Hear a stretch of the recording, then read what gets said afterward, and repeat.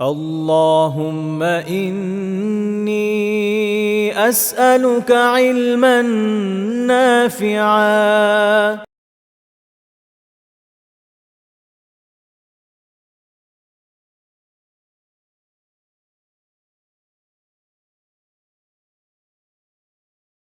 আসসালামু আলাইকুম রহমতুল্লাহি বারাকাতুহু। সবাইকে আজকের দার্সে স্বাগত জানাচ্ছি।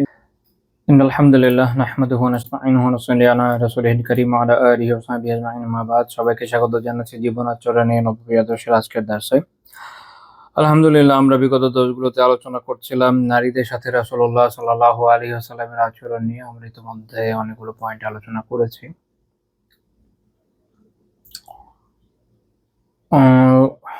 কতগুলো হচ্ছে? আগে 17টা পয়েন্ট হচ্ছে। আজকে আমরা 18তম পয়েন্ট থেকে ইনশাআল্লাহ তাআলা আলোচনা শুরু করব।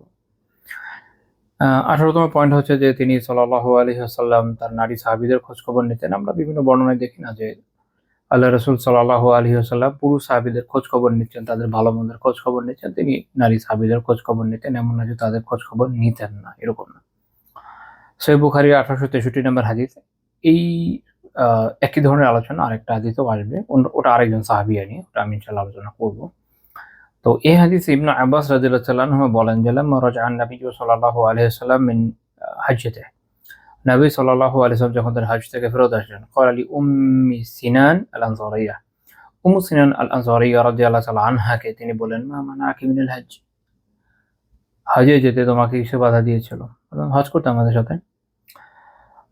قالت أبو فلان يعني زوجها كان له ناضحان حج على أحدهما والآخر يسقي أرضا لنا। তিনি বললেন যে অমুকের বাবা, অর্থাৎ ওনার স্বামীর কথা বলছেন, যে তিনি তার কথা উল্লেখ করছে। তিনি বলছেন যে আমাদের তো আসলে পানি টানার উট, আমাদের হলো উট হলো 2টা পানি টানার উট, যেটাতে পানি টানার কাজ হয়। তো একটাতে করে ওনার স্বামী তিনি বলছেন যে তিনি হজে চলে গেছেন আপনার সাথে, আর আরেকটা আমরা এখানে জমিতে পানি দেওয়ার কাজে ব্যবহার করছিলাম। তো এটা দিয়ে উদ্দেশ্য হচ্ছে এটা যে তাহলে এত বড় সফর করবো কিভাবে? একটা হাজবেন্ড নাই, তিনি গেছেন, নিজেই চলে গেছেন হজে, আবার উট ছিল 2টা, তাতে আরেকটা পরিবারের জন্য কাজে এখানে ব্যয় হচ্ছিল, ওর ব্যবহার হচ্ছিল। তো এটা তো সুযোগ ছিল না যে আমি যাব। তো এখানে আমরা দেখলাম যে রাসূলুল্লাহ সাল্লাল্লাহু আলাইহি ওয়াসাল্লাম তার এই নারী সাহাবিয়ার খোঁজ নিচ্ছেন, আরো একজনেরও খোঁজ নিচ্ছেন। এটা আমরা পরে আলোচনা করবো ইনশাআল্লাহ তাআলা। তো এখান থেকে একটা বিষয় বোঝা গেল যে আল্লাহ রাসূল সাল্লাল্লাহু আলাইহি ওয়াসাল্লাম উম্মার পুরুষ এবং নারী উভয়ের ক্ষেত্রে খোঁজ খবর রাখতেন, এবং বিশেষ করে দ্বীনি ক্ষেত্রে আমরা দেখতে পাচ্ছি যেমন হজ অত্যন্ত গুরুত্বপূর্ণ আমল, এবং বিদায় হজ ছাড়া রাসূলুল্লাহ সাল্লাল্লাহু আলাইহি ওয়াসাল্লামের ইসলামের আবির্ভাবের পরে আর কোনো এরকম হজের বিবরণ তো পাওয়া যায় না। তো ওখানে তিনি যেভাবে হজ করেছেন, এটা একে তো তার সাথে অংশ নেওয়ার ফজিলত, আরেকটা হচ্ছে যে সরাসরি তার থেকে মানাসিক বা হজের নিয়ম কানুন শিখে নেওয়ার যে একটা সুযোগ, সুবর্ণ সুযোগ, এই উভয় দিক বিবেচনায় অত্যন্ত গুরুত্বের দাবি রাখে।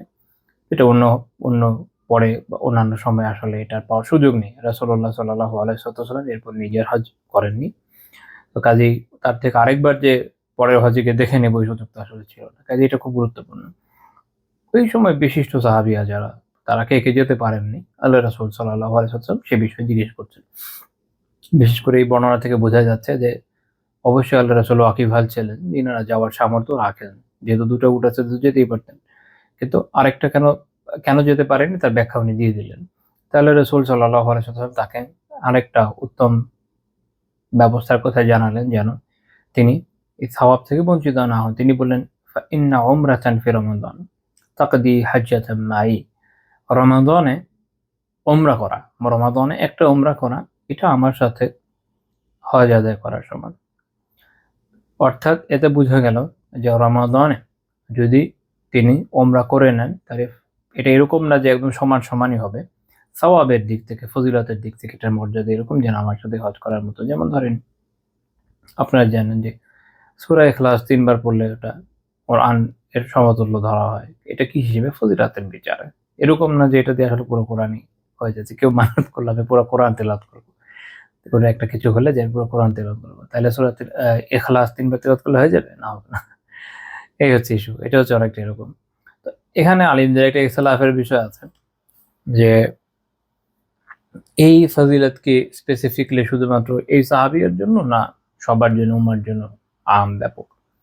ইমাম ইবনু হাজার রহমতুল্লাহ আলাইহি ফাথুল বারীতে বলছেন ওয়াযাহিরু হামিলুহু আলাল উমুম, এটার বাহ্যিক অর্থে এটাই বোঝা যায় যেটা আম হিসাবে গ্রহণযোগ্য, তো সবাই আসলে এই ফজিলত পাবে। অর্থাৎ আমরা যদি রমাদানে উমরা করতে পারি তাহলে এরকম অনেক সওয়াব আছে। শেখ মোহাম্মদ বিন সালেহ আল উসাইমিন রাহিমাহুল্লাহ তাআলা আশ-শারহুল মুমতি' কিতাবে বলছেন وصحيح أنها عامة خلافا لمن قال إن هذا الحديث ورد في المرأة التي تخلفت عن النبي صلى الله عليه وسلم في الحج। যারা এরকম বলেন যে এইটা ওই নারী সাহাবিয়ার জন্য খাস যিনি নবী সাল্লাল্লাহু আলাইহি ওয়াসাল্লামের সাথে হজে অংশ নিতে পারেননি, তার বিপরীতে এটাই বিশুদ্ধ যে এইটা এই ফজিলত আসলে সবার জন্যই ব্যাপক। فإن بعض العلماء قال إن هذا خاص بهذه المرأة يريد أن يطيب قلبها। তো তিনি বলছেন যে আলেমদের কেউ কেউ এরকম বলেন যে এটা শুধুমাত্র এই সাহাবিয়ার জন্য খাস, যেন তার আত্মিক প্রশান্তি আসে, ওয়ালাকিন্না সাওয়াবান আম্মা, কিন্তু সঠিক মত এটাই, এটা আসলে ব্যাপক, যে কেউই রমাদানে যদি উমরা করে এরকম সওয়াব সে পাবে।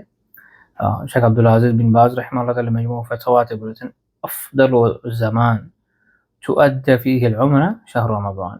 এই হাদিস বের করে তিনি বলছেন যে সর্বোত্তম সময় উমরার জন্য কখন? রমাদান। আল্লাহ তাআলা আমাকে এবং আপনাদের সবাইকে তৌফিক দান করেন, পরবর্তী সময় যারা শুনবেন সবাইকে তৌফিক দান করেন যেন আমরা রমাদানে উমরা করার তৌফিক লাভ করতে পারি। আমিন। আল্লাহ আমাদের তৌফিক দেন যেন আমরা রমাদানে উমরা করতে পারি। আমিন।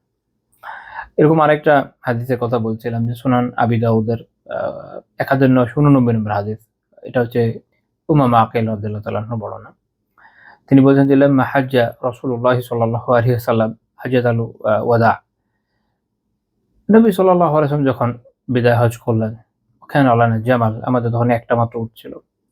ফাজাআলাহু আবু মাকিল ফি সাবিলিল্লাহ, আবু মাকিল অর্থাৎ ওনার স্বামী, তিনি বলছেন যে তিনি এই হজকে ফি সাবিলিল্লাহ, আল্লাহর পথে, ফি সাবিলিল্লাহ এটা মাথায় রাখেন, আমি জিহাদ অনুবাদ করি না, কারণ আছে ফি সাবিলিল্লাহ, আল্লাহর রাস্তায় কি করেছেন? সাদাকা করে দিয়েছেন, ওয়াকফ করে দিয়েছেন বলতে পারেন।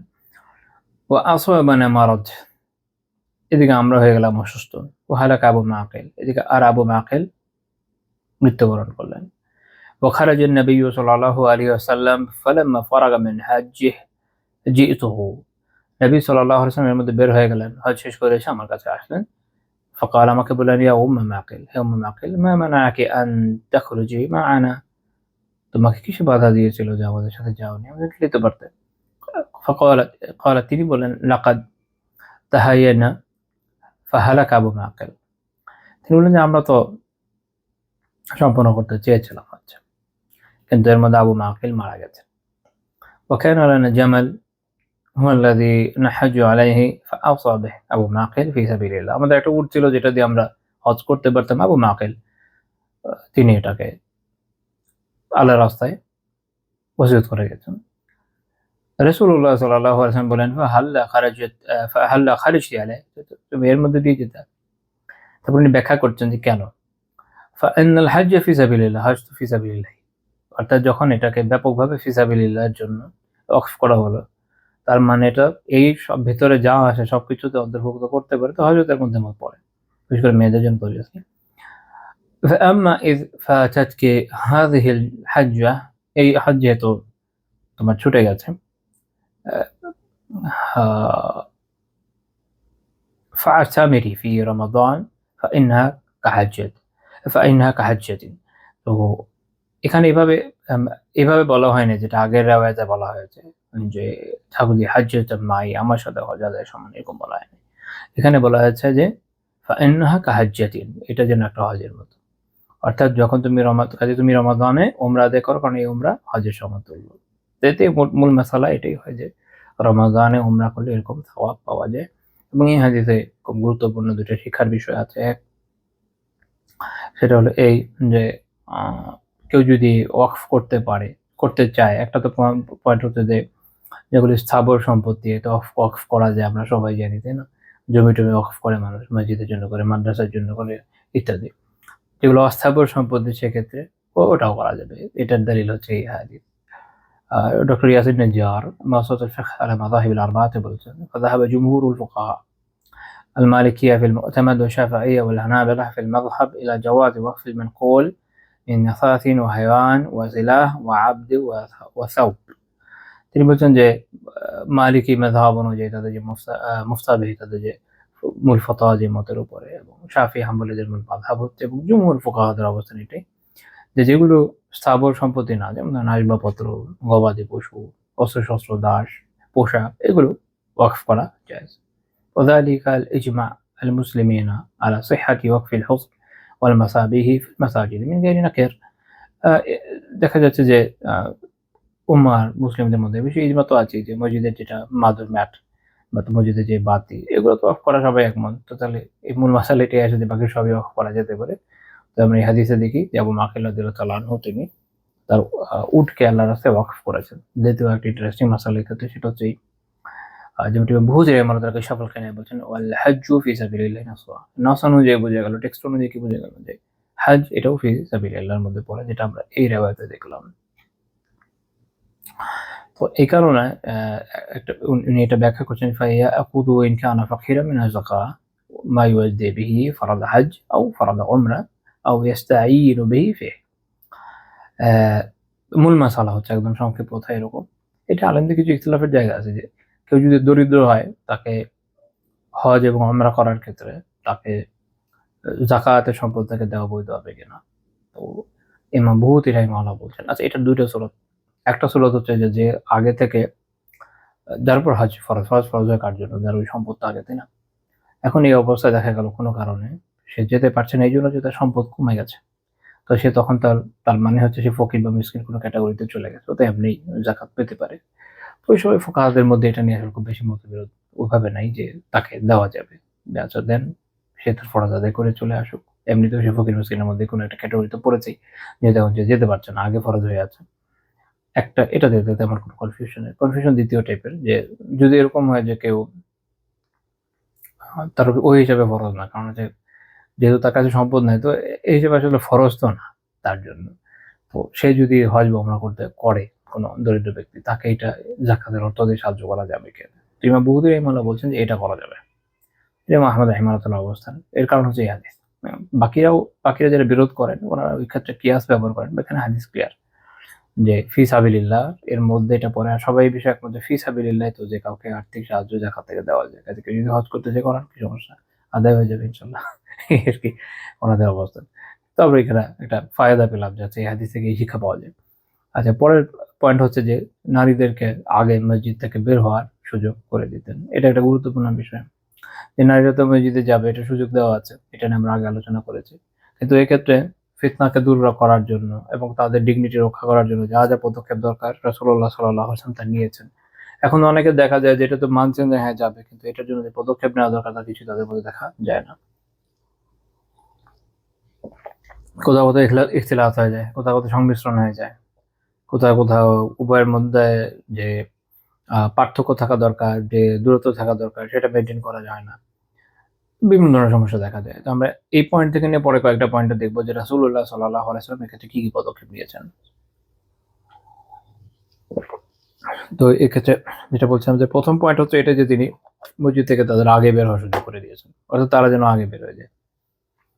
সহিহ বুখারী 837 নম্বর হাদিস, উম্মু সালামা রাদিয়াল্লাহু তাআলা আনহা বলেন, কানা রাসূলুল্লাহ সাল্লাল্লাহু আলাইহি ওয়াসাল্লাম ইযা সাল্লামা, রাসূলুল্লাহ সাল্লাল্লাহু আলাইহি ওয়াসাল্লাম যখন সালাতের পর সালাম শেষে সালাম ফেরাতেন, কামান নিসাউ হিনা ইয়াকদি তাসলিমা, তখন সালাম শেষ করে নারীরা দাঁড়িয়ে যেতেন, বসে থাকতেন না। এটা হচ্ছে আল্লাহ রাসূলের জামানায় নারীদের সুন্নাহ। তারা কি করতেন? তারা বসে থাকতেন না। রাসূলুল্লাহ সাল্লাল্লাহু আলাইহি ওয়াসাল্লাম সালাম শেষ করেছেন, তারা উঠে যেতেন। একটা কারণ আছে, কারণ ওই সময় নারীদের আসলে আলাদা, মানে এখনকার সময় যে সুযোগটা অনেক জায়গায় আছে, যে একটা মসজিদ ধরেন তার আলাদা এরিয়া তৈরি করা যায় দেয়াল দিয়ে। তো ওখানে একটাই মসজিদ ছিল, পেছনের দিকে নারীরা থাকতেন, মাঝখানে শিশুরা থাকতেন, তার সামনে বড়রা থাকতেন, ছেলেরা। তো স্বাভাবিক যে এখন যদি বের হতে হয় তাদেরকে তাৎক্ষণিক করতে হবে, তো ওনারা আগে তাৎক্ষণিক সালাম শেষ করে উঠে যেতেন। ওমা কাসা ইয়াসিরান কাবলা ইয়াকুব, আর রাসূলুল্লাহ সাল্লাল্লাহু আলাইহি ওয়াসাল্লাম উঠার আগে, দাঁড়ানোর আগে কিছুক্ষণ বসে অপেক্ষা করতেন, উনি তাসবিহ তাহলিল হয়তো করে থাকবেন। ইমাম ইবনে শিহাব যুহরি রাহিমাহুল্লাহ তাআলা হাদিস বর্ণনা করেন, তিনি বলেন ফাওরা আল্লাহু আ'লাম, আমার এটা মনে হয় বা এটা মনে করি আল্লাহ তাআলাই ভালো জানেন, আন্না মুকসাহু লিখাই ইয়ানফুযান নিসা, যে আমার মনে হয় যে তিনি যে অপেক্ষা করতেন এটা কারণ হতো এই জন্য যেন নারীরা তারা যেন নিজের অবস্থানে যেতে পারেন কবলা আইয়ুদরিকা হুন্না মানে সরাফা মিনাল কওম, পুরুষরা যখন ফেরত যাবে, তারা যখন ঘুরবে, তারা যেন তাদেরকে না পায়। অর্থাৎ পুরুষরা ঘুরে তারা যখন উঠে যাবে, তারা যেন এই সময় নারীদেরকে না পায় এবং নারীরা তার আগে নিজেদের অবস্থানে চলে যেতে পারে, এই জন্যই সুযোগ করে দেওয়া হতো। সহিহ বুখারীতেই একটু দূরে 850 নম্বর হাদিসে আছে, উম্মু সালামা রাদিয়াল্লাহু তাআলা আনহা বলেন যে কানা ইউসাল্লিমু ফায়ানসারিফু নিসা, নবী সাল্লাল্লাহু আলাইহি ওয়াসাল্লাম যখন সালাম দিয়ে দিতেন, নারীরা উঠে যেত, ফায়াদখুলনা বুয়ুতাহুন্না মিন ক্বাবলি আন ইয়ানসারিফা রাসূলুল্লাহ সাল্লাল্লাহু আলাইহি ওয়াসাল্লাম। এরকম ইন্টারেস্টিং পয়েন্ট, রাসূলুল্লাহ সাল্লাল্লাহু আলাইহি ওয়াসাল্লাম ওখান থেকে মুসাল্লা থেকে উঠে যাওয়ার আগেই নারীরা যাদের বাসায় পৌঁছে যেতেন। ঠিক আছে? তো এখানেও আমাদের বন্ধুদের একটা শিক্ষণীয় বিষয় আছে, যারা বিভিন্ন জায়গায় আলহামদুলিল্লাহ এটুকু সুযোগ আছে যে তারা মসজিদে সালাত আদায় করতে পারেন, অবভিয়াসলি তাহলে তাদের উচিত কি দ্রুততার সাথে বাসায় চলে যাওয়া, সালাত শেষ বাসায় চলে যাওয়া। কারণ নারীদের নতুন জায়গায় কোথায়, মসজিদ না বাসায়। তার পুরুষদের জন্য কোনটা? মসজিদ। এখন দেখা যায় উল্টা, পুরুষরা হলো সালাত শেষ কে কারা আগে ঘাড়ের উপর দিয়ে চলে যাবে এই চেষ্টা করে, আর নারীদের ক্ষেত্রে অনেকে হয়তো লম্বা সময় ওখানে অপেক্ষা করে, এটা তাদের উত্তম বিষয় না। উত্তম এটা যে বাসায় চলে যাওয়া যত দ্রুত সম্ভব হয়।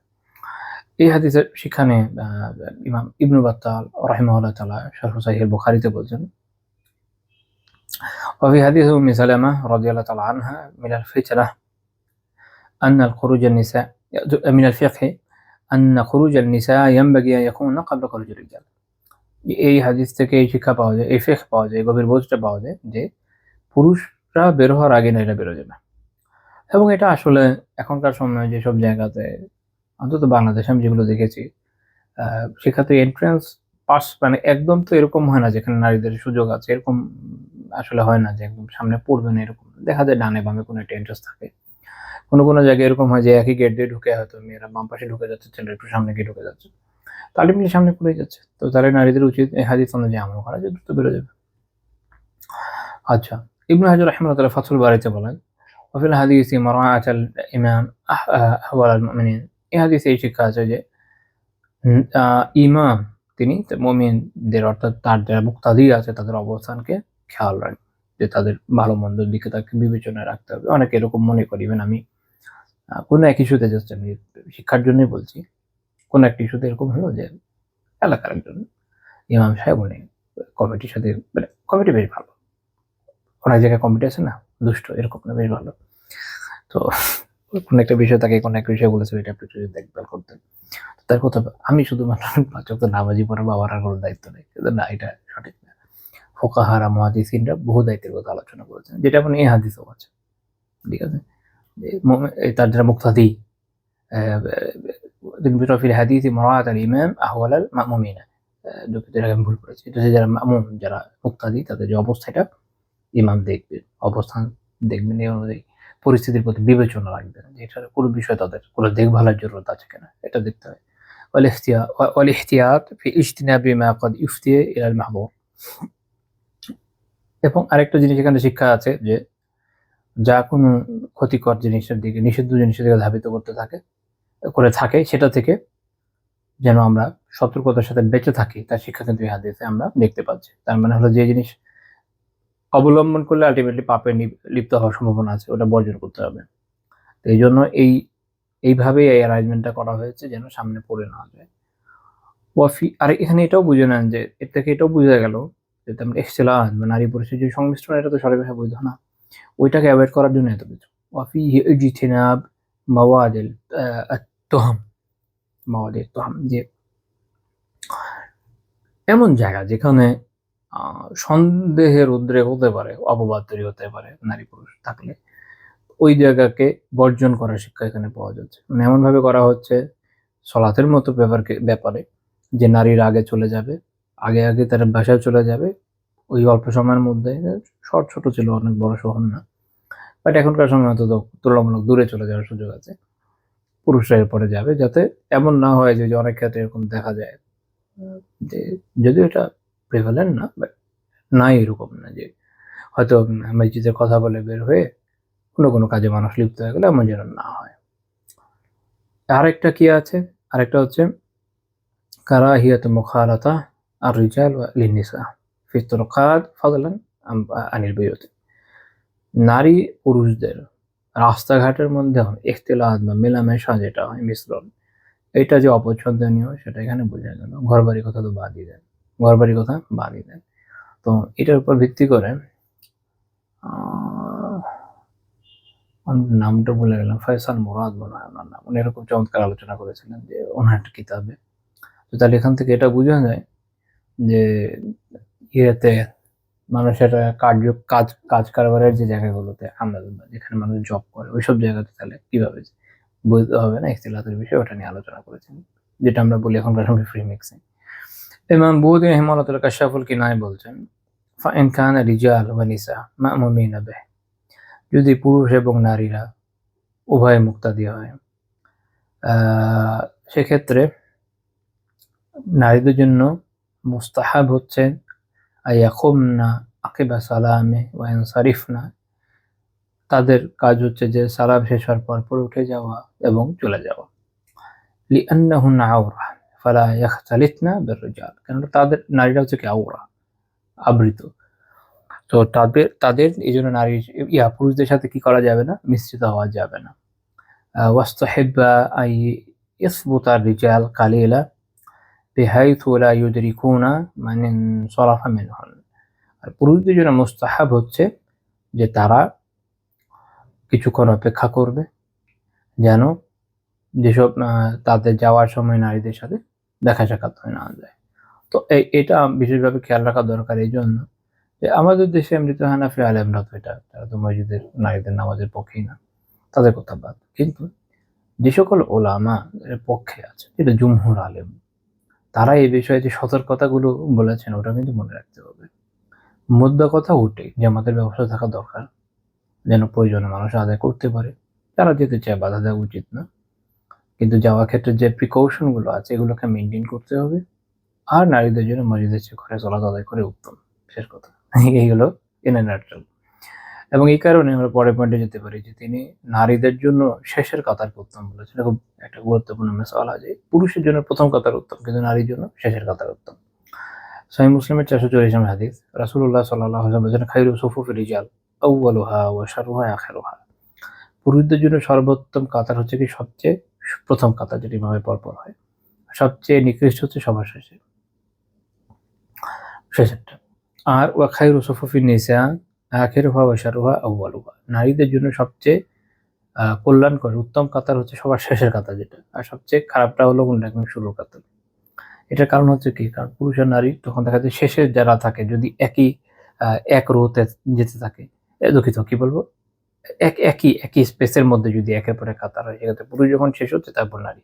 তাই জন্য সবচেয়ে খারাপ হলো পুরুষের সবার শেষে যেটা, আর নারীর শুরুটা, কারণ নারীর শুরুটা কিন্তু পুরুষ একদম পরপর পড়ে যাচ্ছে, এটা কি ইস্যু। ইমাম ইবনে জুযরি রাহিমাহুল্লাহ কাশফুল মুশকিল মিন হাদিসে সহিহাইনে বলছেন যে আন্নাহুম ক্বাদ উমিরু বিতাকাদ্দুবির, কারণ হচ্ছে পুরুষরা আদিষ্ট হয়েছে যে অগ্রসর হওয়ার জন্য, এটা সবার আগে থাকবে। ওয়া খায়রুহুম মান বাদারাল ফাযিলা, তো কাজেই যে এই ফজিলতের কাজে অগ্রগামী হবে, বেশি এগিয়ে যাবে, সেই বেশি উত্তম। আলা আকসি হালিন নিসা, নারীদের হলের বিপরীত। ফাইন্নাহুন্না ক্বাদ উমিরনা বিতাআখুর খাউফাল ইফতিতানি বিহিন্না, আর নারীদের ক্ষেত্রে যেটা হয় যে ফিতনার আশঙ্কায় তাদেরকে সবার পিছনে থাকা নির্দেশ দেওয়া হচ্ছে, কাজে উল্টা দিকে যে থাকবে সেটা তো ভালো। তবে এখানে বিষয় হচ্ছে যে সকল ক্ষেত্রে বিষয়টা প্রযোজ্য এরকম না। যদি এরকম হয় যে পুরুষের পরে নারীদের কাতার হয়, তখন এটা প্রযোজ্য। কিন্তু যদি এরকম হয় যে স্থান আলাদা, যেমন এখনকার সময় অনেক মসজিদে যেটা হয় যে পুরুষদের আলাদা এরিয়া থাকে, মেয়েদের আলাদা এরিয়া থাকে, একই এরিয়া নয়, সেক্ষেত্রে কি হবে?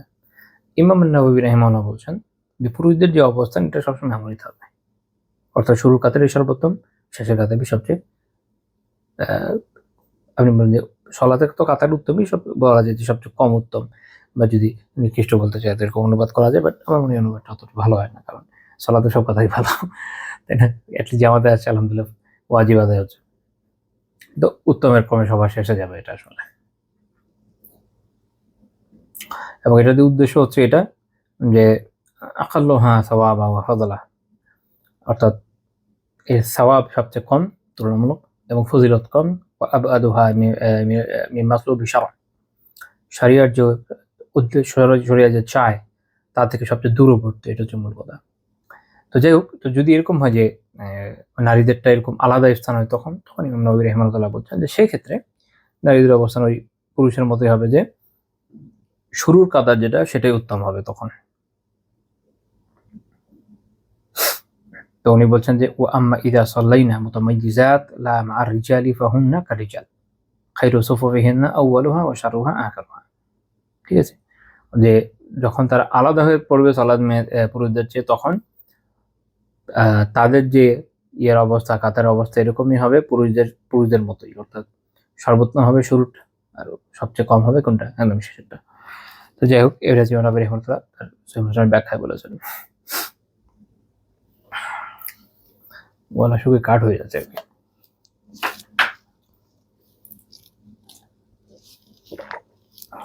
21 নম্বর পয়েন্ট, নারীদের জন্য তিনি পৃথক দরজা নির্ধারণ করেছিলেন, অর্থাৎ শুধুমাত্র যেভাবে আলাদা করা হয়েছে তা না, দরজাও আলাদা করে দেওয়া ছিল। ইবনু আমর রাদিয়াল্লাহু তাআলার একটা বর্ণনা আছে সুনান আবি দাউদের 462 নম্বর হাদিস, তবে এটা মুহাদ্দিসিনদের মত হচ্ছে এটা আসলে ওমর রাদিয়াল্লাহু তাআলার বক্তব্য। যাই হোক, রাসূলুল্লাহ সাল্লাল্লাহু আলাইহি ওয়াসাল্লাম বলেছেন, লাউ তারাকনা হাযাল বাব লিনিসা, যদি এই দরজাটা, একটা দরজার কথা বলছেন, যদি এই দরজাটা নারীদের জন্য ছেড়ে দেওয়া হতো। ইমাম আইনি রাহিমাহুল্লাহ তাআলা ব্যাখ্যা করছেন, লাউ তারাকনা হাযাল বাব, এখানে লাউ যেটা আরবিতে যে যদি, এটার একটা আপনার ইয়ে থাকে, জবাব থাকে একটা, এটার গ্রামাটিক্যালি আর কি, যে এটা যে কথাটা, এটার একটা জবাব থাকবে। তো সেই জবাবটা এখানে মাহযুফ আছে, উজ্জ আছে। তিনি বলছেন যে সেটা হচ্ছে এরকম, যে লাউ তারাকনা হাযাল বাব লিনিসাই লাকানা আওরা আও হাসানা, যদি এই দরজাটা নারীদের জন্য খাস থাকতো তাহলে এটা বেশি ভালো হতো, বেশি উত্তম হতো, এরকম আর কি। তো এক্ষেত্রে কি দেখলাম আমরা, যে রাসূলুল্লাহ সাল্লাল্লাহু আলাইহি ওয়াসাল্লাম নারীদের জন্য একটা আলাদা দরজা নির্ধারণ করলেন। ইমাম আইনি রাহিমাহুল্লাহ বলছেন যে ওয়ায়ুফহামু মিন হাযা, এখান থেকে এটা বোঝা যায় যে আন্না নিসাআ ইযা হাদারনা লিল জামাআ মা রিজালি ইয়ানবাগি আল্লা ইয়াখতালিতনা বিহিম, এর থেকে এটা বোঝা গেল যে নারীরা যদি পুরুষের সাথে একই জামাতে শরীক হয় মসজিদে, তখন তাদের উচিত হলো না, উচিত নয় এটা যে পুরুষদের সাথে মিশ্রিত হবে, বরং মিশ্রিত না হওয়াটা উচিত। ফাইন কানা সাম্মা বাব মাখসুস লাহুন্না ইয়াদখুলনা মিনহু, যদি তাদের জন্য কোনো সুনির্দিষ্ট দরজা থাকে ওটা দিয়ে প্রবেশ করবে, ওয়া ইয়াখরুজা মিনহু, এবং ওটা দিয়ে বের হবে। ইল্লা, যদি তা না হয়, তখন ইহতারিজনা আনিল ইখতিলাত বিহিম মা আমকান, সেক্ষেত্রে সাধ্যানুযায়ী পুরুষদের থেকে যে মেলামেশা এটাকে অ্যাভয়েড করার চেষ্টা করবে। শেখ আবু মালিক কামাল বিন সাইদ সালিম, না ভুল করেছি, শেখ আবু মালিক কামাল বিন সাইদ সালিম, ওনার যে কিতাব সহিহ ফিকহ সুন্নাহ, উনি বলছেন যে আল মুস্তাহাব আই ইয়াকুনা লিন-নিসাই বাবান খাস, মসজিদে নারীদের জন্য আলাদা দরজা থাকাটাই মুস্তাহাব, সাইমা ফি জামানিল ফিতনা, বিশেষ করে এই ফিতনার জামানায়, ফালা ইয়াদখুল মিনহু রিজাল, যার ভিতর দিয়ে কোনো পুরুষ প্রবেশ করবে না, শুধু নারীদের জন্য হবে। তো নাফি রাহিমাহুল্লাহ তাআলা বলেন যে ফালাম ইয়াদখুল মিনহু ইবনে আমর হাত্তা মাত, ওই দরজা যেটার কথা আল্লাহ রাসূল সাল্লাল্লাহু আলাইহি ওয়াসাল্লাম বলেছেন, সেটাতে ইবনে আমর রাদিয়াল্লাহু তাআলা মৃত্যু পর্যন্ত কখনো প্রবেশ করেন নাই। এই হাদিসকে শেখ আল-বানী রাহিমাহুল্লাহ সহিহ বলেছেন। এখানে আমাদের শিক্ষার বিষয় রয়েছে, তাই না? এমনিতে তো যেসব জায়গায় আলহামদুলিল্লাহ আলাদা ব্যবস্থাপনা আছে, এখন আলাদা দরজা, আলাদা এরিয়া থাকে, বাট হারামে আপনারা গেলে দেখবেন যে ওখানে এইভাবে, মসজিদে নববীতে আছে, বাট কাবাতের ওখানে নেই, মসজিদে হারামে নেই, ওখানে আপনার একই দরজা আসা কম বেশি। যারা উমরাকারী তারা একটা আলাদা দরজা দিয়ে যায়, মানে এমনিতে বাকি সবাই একই ধরনের দরজা দিয়ে ঢোকে। তো ওখানে মানুষের মধ্যে অনেক ধরনের গাফলাত লক্ষ্য করা যায়। দেখবেন যে মানুষ অনেক আল্লাহ যে কি মনে করে যে ওখানে হালাল হারামের বিধান সব চেঞ্জ হয়ে গেছে, এরকম মনে করে কিনা আমার জানা নেই, বাট মনে রাখেন যে ওখানেও বিধানের কোনো চেঞ্জ আসে না, বিধান যা ছিল তাই থাকবে। তো কাজে করণীয় হচ্ছে ওখানে গিয়েও সতর্ক থাকা, এবং যেটা ইমাম আইনি রাহিমাহুল্লাহ বলেছেন যে যথাসম্ভব সেখানে নিজেকে সতর্ক রাখা, যেন বিস্তৃত না হয়, ধাক্কা লেগে না যায়।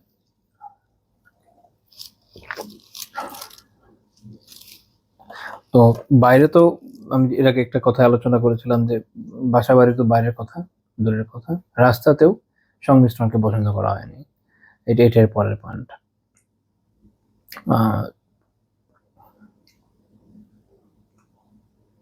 আবু সাঈদ আল-আনসারী রাদিয়াল্লাহু তাআলা আনহু বলেন যে একবার রাসূলুল্লাহ সাল্লাল্লাহু আলাইহি ওয়াসাল্লাম মসজিদ থেকে বের হওয়ার সময় তিনি দেখলেন যে তখন আল্লাহ রাসূল দেখলেন যে ফাখতালাতাল রিজাল মা নিসাহি ফিত তারিক, রাস্তায় নারী পুরুষ মিলেমিশে একাকার হয়ে গেছে। ওটা আমাদের সময় সেন্সের মতো তো অবভিয়াসলি না, কিন্তু ওটা বিষয়টা কিরকম যে ধরেন একটা রাস্তায় অনেক নারী পুরুষ যখন থাকে, যেমন মিটিং মিছিলের মতো দেখলে অনেক সময় মনে হয় সবাই একসাথে হয়ে গেছে এরকম। তো এটা কেউ ইসলাম পছন্দ করে নাই। আল্লাহ রাসূল কি বলেন? ইস্তাখিন, নারীদেরকে বললেন যে তোমরা একটু অপেক্ষা করো। فإنه ليس لكن أن تحققن الطريق عليهن بحافات الطريق। তোমরা রাস্তার মাঝখান দিয়ে চলার পরিবর্তে পাশ দিয়ে তোমাদের চলাচল করা উচিত। রাস্তার মাঝখান দিয়ে না চলে কি করা উচিত? পাশ দিয়ে চলাচল করা উচিত। এটা দিয়ে মানে যে শব্দটা ব্যবহার করা হচ্ছে এটা আল্লামা আজিম আবাদি রাহিমাহুল্লাহ আউনুল মাহবুদে বলছেন আন্না লাইসা লাহুন্না ইয়াযহাবনা ফি আওসাত তারিক, অর্থাৎ রাস্তার মাঝ দিয়ে চলা উচিত না তাদের। তো তাদের উচিত হলো কি তাহলে সাইড দিয়ে চলা, তো পুরুষের মাঝখান দিয়ে নারীরা সাইড দিয়ে, যেন উভয়ের মধ্যে ইখতিলাত না হয়ে যায়। আমাদের তো সুবহানাল্লাহ এমনিতে রাস্তা সংকীর্ণ, মানুষ এমন ভাবে চলাচল করে, মাঝে মাঝে আমারই উল্টা করা লাগে, আমি সাইড দিয়ে চলি, কি করবো? এখানে তো আসলে জানের চেয়ে বেশি গুরুত্বপূর্ণ হয়ে গেছে যে গুনাহ থেকে বাঁচা জরুরি। মানুষ এমন ভাবে চলাচল করে তা কারো কোনো ফিলিংস নাই, কার কি ধাক্কা লাগছে না লাগছে। আল্লাহ সুবহানাল্লাহ, কঠিন অবস্থা। আল্লাহ তাআলা আমাদের সবাইকে হেদায়েত দান করেন। একটা সময় ছিল রাস্তাঘাটে চলতে গেলে নারীরা পুরুষরা একটু এভাবে চলতো যেন কেউ কারো গায়ে না লাগে। তারপর একটা সময় দেখা গেল যে পুরুষরা এক একজন হাতিতে পরিণত হয়েছে, নিজের মন মতো হাঁটতে থাকে, কার গায়ে ধাক্কা লাগলো কি যায় আসে। তো আমাদের বোনেদের মধ্যে কিছুটা হায় ওই সময় ছিল। এখন অবশ্য এরকম হয়েছে যে এখন কারো মধ্যে আসলে এটা বলার উপায় নেই, যুবকের মধ্যে এরকম হায়া আছে। সবাই সুবহানাল্লাহ এমন ভাবে চলে, কে যে কার উপর গিয়ে পড়ে যায়। বাজারে যেতে গেলে আমারই বারবার বলতে হয় excuse me, excuse me, excuse me, আপু একটু দিকে একটু সরেন, এই অবস্থা। সুবহানাল্লাহ, মানে হায়া যে কই চলে গেছে আল্লাহ আলাম। এবং মানুষের মধ্যে ফিলিংস নাই, যাচ্ছে টাচ লাগানো উচিত না, একটা ডিস্টেন্স রাখা দরকার, কারো কোনো ফিলিংস নেই। সেটা আপনি পাবলিক ট্রান্সপোর্ট তো বাদ দেন, ওই যে মেট্রো রেল আছে, তারপর হচ্ছে বাস তো সুবহানাল্লাহ। রাস্তাঘাটের অবস্থা, রাস্তাঘাটের অবস্থা ভালো না, ওটা তো বাদই দিলাম, ট্রান্সপোর্টেশন তো বাদই দিলাম। রাসূলুল্লাহ সাল্লাল্লাহু আলাইহি ওয়াসাল্লাম যখন এটা বললেন, নারীদের আমল কি ছিল? ফাখানাতিল মারআ তালতাসিকু বিল জিদার হাত্তা ইন্না সাওবাহা ইয়াতাআল্লাকু বিল জিদার মিন লুসুকিহা বিহি। তো নারীরা তখন দেয়ালের পাশ দিয়ে এভাবে তখন ঘেঁষে চলাচল করতেন যেন চাদরের সাথে তাদের দেয়ালের সাথে তাদের চাদর আটকে যেত। এ হাদিসকে শায়খ আলবানী রাহিমাহুল্লাহ হাসান বলেছেন। তো দেখেন মদিনার জনসংখ্যা এমনি অনেক অল্প ছিল আসলে, তার মধ্যে দিয়ে রাস্তাও অত সংকীর্ণ না, মোটামুটি ভালোই প্রশস্ত ছিল। সেখান দিয়েও সাইড দিয়ে তারা এইভাবে এই জন্য চলতেন যে তাদের তাকওয়ার দাবি হিসেবে, এত হয়তো জরুরি ছিল না, কিন্তু তারা এইভাবে চলতেন বলে রাবি এটা আলোচনা করতেন যে একজন পুরুষের সাথে মেলার থেকে তার সাথে ধাক্কা লেগে যাওয়ার চেয়ে তারা এইভাবে দেয়াল ঘেঁষে যাওয়াকে বেশি পছন্দ করেছে। শেখ মোহাম্মদ বিন ইব্রাহিম বিন আব্দুল লতিফ আল শেখ রাহিমাহুল্লাহ বর্তমান সৌদি আরবের প্রথম গ্র্যান্ড মুফতি উনি ছিলেন। আপনার শেখ আব্দুল আজিজ বিন বাজ রাহিমাহুল্লাহর কথা শুনে থাকবেন, তার আগে উনি গ্র্যান্ড মুফতি ছিলেন। তো শেখ মোহাম্মদ বিন ইব্রাহিম রাহিমাহুল্লাহ তাআলা বলেন আন্না রাসূল সাল্লাল্লাহু আলাইহি সাল্লাম ইযা মানাআহুন্না মিনাল ইখতিলাতি ফি তারিক। রাসূলুল্লাহ সাল্লাল্লাহু আলাইহি ওয়াসাল্লাম যখন তাদেরকে পুরুষের সাথে এভাবে মিশ্রিত হতে রাস্তায় নিষেধ করলেন, লিআন্নাহুন্না ইউআদ্দি ইলাল ইফতিনান, কারণ এটা মানুষকে ফিতনায় নিপতিত করে। ফাকাইফা ইউকালু বিজাওয়াজিল ইখতিলাতি বিগাইরি যালিক, তাহলে কিভাবে এর বাইরে, যেটা খুব খোলামেলা উন্মুক্ত জায়গায়, এটাতে যদি ভাবে বলে থাকেন, তাহলে এর বাইরে অন্য জায়গায় ইখতিলাতকে কিভাবে, মিশ্রণকে কিভাবে জায়েজ করা যেতে পারে? কোনো সুযোগ আছে? কোনো সুযোগ নেই। এখন দেখা যায় যে অনেকে এই বিষয়কে বিভিন্নভাবে সহজীকরণের চেষ্টা করেন। কিভাবে করবেন সহজীকরণ? আরে হয়তো আপনার পক্ষে না। আর শরিয়া নিজের মন মতো বললে হয় না, শরিয়া সেটাই যেটা কোরআন এবং সুন্নাতে আসছে। এবং আমরা আলিমদের কাছে যাই কোরআন এবং সুন্নাহর কথা শুনতে, তার ব্যাখ্যা জানতে। অনেক ক্ষেত্রে আমরা বুঝি না, আমাদের এরকম। কিন্তু কেউ যদি তা থেকে আমাদেরকে দূরে সরিয়ে নিতে চায়, ইসলাম থেকে অন্য কোনো মতাদর্শের দিকে নিতে চায়, সেটা তো আমরা মানবো না। তো এখানে হচ্ছে আমাদের ঈমান এবং আধুনিক যে বিভিন্ন বিষয় আছে, এটার একটা দ্বন্দ্ব। আমাদেরকে অবশ্যই সেক্ষেত্রে কোরআন এবং সুন্নাহ থেকেই মূল নির্দেশনা নিতে হবে। এবং এটা এমন কোনো বিষয় না যে কিয়াস করার দরকার আছে, রেওয়ায়েতই আছে, কিয়াসের তো প্রয়োজন নেই। 23 নম্বর পয়েন্ট, তিনি নারীদের হাতে মেহেদি লাগাতে বলতেন। ইসলাম একটা গুরুত্বপূর্ণ বিষয় হচ্ছে যে নারী এবং পুরুষের মধ্যে পার্থক্যকরণ, উভয়ের মধ্যে পার্থক্য থাকা দরকার, উভয়ের মধ্যে লেবাসে পার্থক্য থাকা দরকার, অ্যাটিটিউডের পার্থক্য দরকার, চলাচলের পার্থক্য দরকার, উভয়ের মধ্যে উভয় যেন একীভূত হয়ে যায় বৈশিষ্ট্য দিক দিয়ে, এটা খুব গুরুত্বপূর্ণ বিষয়। এই জন্য তাদের কাজকর্ম থেকে নিয়ে সবকিছুর মধ্যে আল্লাহ তাআলা একটা পার্থক্য রেখেছেন। ইমাম আবু দাউদ রাহিমাহুল্লাহ তাআলা হাদিস উল্লেখ করেছেন সুনানে 4166 নম্বর হাদিস। আয়েশা রাদিয়াল্লাহু তাআলা আনহা বলেন, আহমাদ ইমরাআতুম মিন ওয়ারাই সিতরিন বিয়াদিহা, একজন নারী তিনি বানিয়ে দিলেন পর্দার পাশ থেকে কিতাবুন, একটা কিতাব অথবা একটা চিঠি, আল্লাহু আ'লাম, ইলা রাসূলিল্লাহি সাল্লাল্লাহু আলাইহি ওয়াসাল্লাম, রাসূলের কাছে। ফাকাওয়াদান নবী সাল্লাল্লাহু আলাইহি ওয়াসাল্লাম ইয়াদাহু, নবী সাল্লাল্লাহু আলাইহি ওয়াসাল্লাম হাত আগান নেন, হাত সংকুচিত রাখলেন। ফাকাল, তিনি বলেন, মা আদরি আইয়াদু রাজুল আম ইয়াদু ইমরাআ, আমি তো বুঝতে পারছি না এটা পুরুষের হাত না নারীর হাত। অর্থাৎ তার হাত এরকম রুক্ষ সূক্ষ্ম ছিল, আবার তার মধ্যে এমন কোনো আলামত ছিল না যেটা বোঝা যেটা নারীর হাত। এক তো হচ্ছে উভয়ের মধ্যে পার্থক্য থাকা জরুরি। দ্বিতীয় হচ্ছে যে থেকে বোঝা গেল কেউ যদি কাউকে কোনো কিছু দেয়, তার যদি না লাগে তো গায়ের মাহরুম এক অপরের কাছে কোনো বস্তু নিতে পারে। যেমন বাজারে করছেন, কারো কাছ থেকে নিলেন, খায়ের উত্তম হচ্ছে এটা যে বোনের অনেক সময় ডাইরেক্ট নিয়ে নিবেন না। কারণ এইসব দোকানদার যারা আছে এরা অনেকে এত বেপরোয়া, লেগে যাবে, টাচ লেগে যাবে এবং লেগে যায়, বলবেন রাখেন আমি নিয়ে নিচ্ছি, সিম্পল কথা। তারপরের পয়েন্ট হচ্ছে এখান থেকে যে আচ্ছা, এরপরে আল্লাহ রাসূল সাল্লাল্লাহু আলাইহি ওয়াসাল্লাম যখন এটা বলেন, ওই সাহাবিয়া তিনি বলেন বাল ইমরাআতুন, এবং একজন নারী, হাত। আল্লাহ রাসূল কি বলেন, লাউ কুনতি ইমরাআতান, যদি তুমি একজন নারী হয়ে থাকো, লাগাইয়ারতি আযফারাক, তুমি তোমার নখগুলোকে পরিবর্তিত করে নাও, ইয়ানি বিল হিন্না, অর্থাৎ মেহেদি দিয়ে রাঙিয়ে নাও, অর্থাৎ নখের মধ্যে মেহেদি দাও, যাতে অন্তত বোঝা যায় এটা একটা মেয়ের হাত। এবং এটা এখানে একটা খায়রের বিষয় আছে, কেউ কোনো কিছু দিচ্ছে ওটা তো বোঝা দরকার নারী না পুরুষ। পুরুষ হলে আমরা একভাবে অ্যাটিটিউডে যাব, নারী হলে আরেকভাবে যাব, এটা একটা কথা। ঠিক আছে, আপনি তো বুঝে যাচ্ছে যে তিনি পর্দার অন্তরাল থেকে আয়েশা রাদিয়াল্লাহু তাআলার সাথে ছিলেন, নারীও আমি, এটা আসলে আল্লাহ রাসূল সাল্লাল্লাহু আলাইহি ওয়াসাল্লাম তাকে এটা বুঝাচ্ছিলেন, এই যে যেইভাবে তোমার হাত আছে এটা তো আসলে পুরুষের মতো হয়ে গেছে, এটা তো হওয়ার কথা না। নারী এবং পুরুষের মধ্যে পার্থক্য করা তো জরুরি। এই জন্য ইমাম আদিমাবাদী রাহিমাহুল্লাহ তাআলা আউনুল মাবুদে বলছেন, ফিল হাদিসি, এই হাদিসের শিক্ষা আছে শিদ্দাতু ইসতিহবাবিল খিযাব বিল হিন্না লিন-নিসা, নারীদের জন্য আঙ্গুলে নেল পালিশ দেওয়া অত্যন্ত শক্তিশালী একটা মুস্তাহাব আমল, এটি হাদিস থেকে বোঝা যায়। আমাদের বন্ধু শেখা দরকার। এখন প্রশ্ন হচ্ছে এটা যে যদি এর জায়গায় অন্য কিছু কেউ ব্যবহার করে, নেল পালিশ ব্যবহার করে, করতে পারে।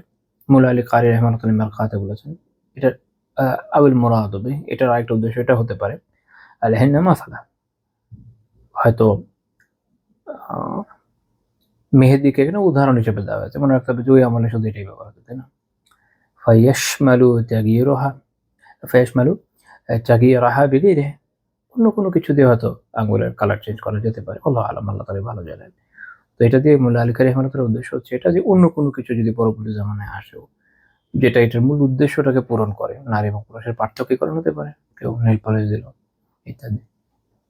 তো এই যে পার্থক্যকরণ, এটা এখান থেকে আমরা শিখলাম। তো এখানে নারীদের যে স্বাভাবিক পুরুষ থেকে পার্থক্য, সেটা এখানে উদ্দেশ্য, এটাও বোঝা গেল। সেখানে নারীদের স্বাভাবিক রূপচর্চা যেটা বৈধ, তার একটা সীমাও বোঝা গেল। সেখানে স্বামীর জন্য রূপচর্চার বিষয়ের একটা গুরুত্বও বোঝা গেল। অনেকগুলো বিষয় আলহামদুলিল্লাহ এখানে দেখলাম। আরেকটা ক্রিটিক্যাল মাসালাও আসে, বাট ওটা আমরা এখন আলোচনা যাবো না। ওখানে 4টা আলাদা মত আছে, মাযহাবের ভিতরে এক্সট্রা মত আছে, অনেক কথা আছে, ওটা আমরা এখানে ছেড়ে দিচ্ছি। যাই হোক, তো এই হচ্ছে আমাদের আজকের আলোচ্য বিষয় আলহামদুলিল্লাহ। তো এখান থেকে আমরা দেখলাম যে নারীদের সাথে রাসূলুল্লাহ সাল্লাল্লাহু আলাইহি ওয়াসাল্লামের বিবিধ আচরণ। আল্লাহ তাআলা তৌফিক দিলেন, ইনশাআল্লাহ আগামী দিন আমরা এই প্রসঙ্গে আরো কিছু আলোচনা করব। সুবহানাকাল্লাহুম্মা বিহামদিকা, লা ইলাহা ইল্লা আনতা, আস্তাগফিরুকা ওয়া আতুবু ইলাইক।